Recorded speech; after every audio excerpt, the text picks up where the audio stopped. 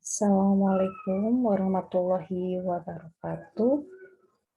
Alhamdulillah kita bisa silaturahmi lagi melalui YouTube dan insya Allah kita akan sharing tentang pendidikan dan untuk video kali ini kita akan sharing tentang mekanisme akreditasi 2020.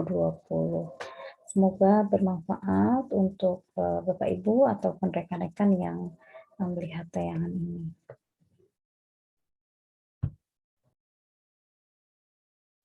Bapak, Ibu, rekan-rekan semuanya, pada dasarnya mekanisme akreditasi sekolah atau madrasah 2020 dengan ISP 2020 ini sudah disosialisasikan, tetapi saya di sini lebih ke mungkin sharing dan kembali mengingatkan. Nah, di video sebelumnya saya sudah menyampaikan kerangka berpikir atau kerangka pikir ISP 2020 yang terdiri dari dua, ya. Yang pertama perform based, yang kedua compliant based. Nah, untuk perform itu terdiri dari manajemen sekolah, kemudian proses pembelajaran, mutu lulusan, dan mutu guru. Dengan data primernya adalah dokumen, kemudian observasi, wawancara, dan angket. Selanjutnya untuk compliant based, itu terdiri dari kurikulum, kemudian penilaian, sarkas, dan biaya. Dan data sekundernya dari Dapodik, EMIS, dan PMP.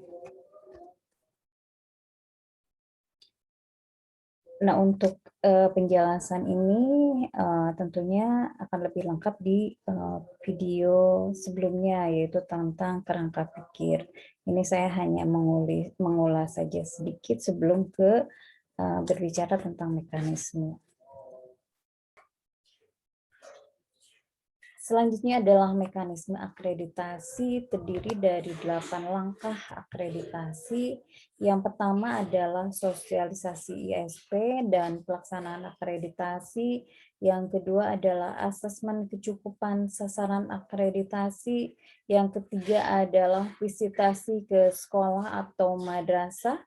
Yang keempat adalah validasi proses dan hasil visitasi.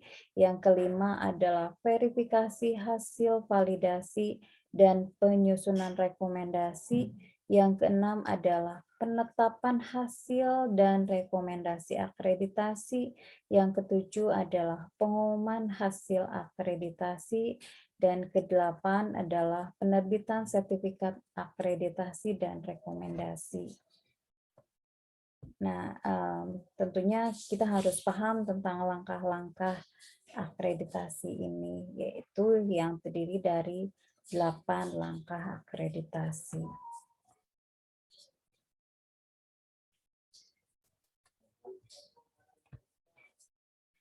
Selanjutnya, untuk sekolah atau madrasah yang akan diakreditasi harus memenuhi asesmen kecukupan dia dalam Sispena SM yang terdiri dari indikator komplain mutlak atau harus terpenuhi.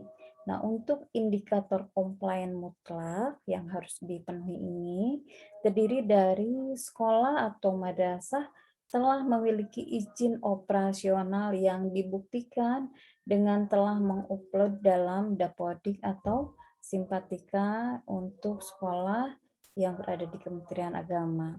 Kemudian, sekolah atau madrasah memiliki surat tanda tamat pendidikan dan pelatihan calon kepala sekolah. Yang ketiga, sekolah atau madrasah pernah meluluskan siswa, ya. Jadi yang belum meluluskan siswa itu belum memenuhi syarat, ya. Kemudian yang keempat, sekolah atau madrasah menyelenggarakan alokasi waktu proses pembelajaran sesuai dengan kurikulum nasional. Dan yang kelima, sekolah atau madrasah menyelenggarakan seluruh mata pelajaran yang diwajibkan sesuai dengan kurikulum nasional di seluruh kelas. Nah, ini yang kelima ini harus dipenuhi semuanya karena sesuai dengan judul ini adalah indikator komplain mutlak atau harus terpenuhi. Selanjutnya indikator komplain relatif di format 21 ada yang harus dipenuhi, yaitu tentang jumlah guru yang memiliki kualifikasi akademik minimum sarjana atau S1 dan diploma 4 sebanyak berapa orang dari total, sehingga nanti ada pilihan kategori, yaitu kategori 1, yaitu yang kurang dari 70%, kemudian kategori 2 antara 70 sampai 80%, kemudian kategori 3 antara 80 sampai 90%, dan kategori 4 antara 90 sampai 100%. Selanjutnya ada nomor 2, yaitu jumlah guru yang memiliki sertifikat pendidik, itu nanti masuk kategori mana. Kalau kategori 1 itu kurang dari 55%. Kemudian kategori 2, 55 sampai 70%. Kemudian kategori 3 antara 70 sampai 85%, dan kategori 4 antara 85 sampai 100%. Kemudian yang ketiga, jumlah guru yang mengajar sesuai dengan latar belakang pendidikan, sehingga nanti masuk kategori mana. Kategori 1 itu kurang dari 50, kategori 2 antara 55 sampai 70%, kategori 3 antara 70 sampai 85%, dan kategori 4 antara 85% sampai 100%. Selanjutnya nomor 4, sekolah atau madrasah memiliki tenaga pendidikan untuk SD dan MI dan kepala tenaga pendidikan untuk SMP atau MTS, SMA atau MA, kemudian SMK dan SLB yang memenuhi syarat sesuai dengan ketentuan. Nah, ini ada kategori 1, 2, 3, dan 4. Nah, nanti diisi juga. Selanjutnya nomor 5, sekolah atau madrasah memiliki kepala laboratorium untuk SMA atau MA, kemudian kepala laboratorium atau bengkel atau workshop untuk SMK, atau guru keterampilan untuk SLB dengan kualifikasi akademik sesuai dengan ketentuan standar yang berlaku. Nah, nanti ada kategori 1, 2, 3, dan 4.